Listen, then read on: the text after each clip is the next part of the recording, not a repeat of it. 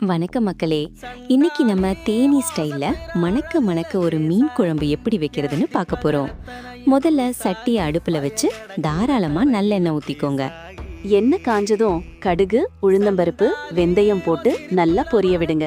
அந்த வெந்தயம் பொரியற வாசனை தான் குழம்புக்கு தனி ருசியே.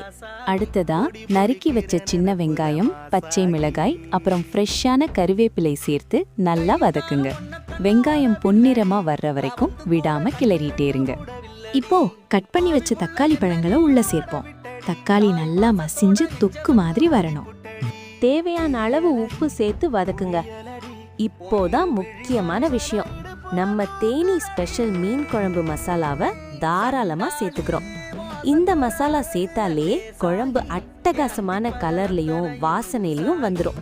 மசாலா கருகிடாம கொஞ்சமா தண்ணி ஊத்தி வதக்கிட்டு அப்புறம் நம்ம கரைச்சி வச்சிருக்க புளி கரைசலையும் உள்ள ஊத்திக்கலாம்.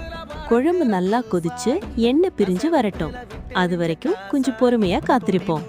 குழம்பு நல்லா கொதிச்சு வரும்போது சுத்தமா கழுவி வச்சிருக்க மீன் துண்டுகளை மெதுவா ஒன்னொன்னா உள்ள இறக்குங்க.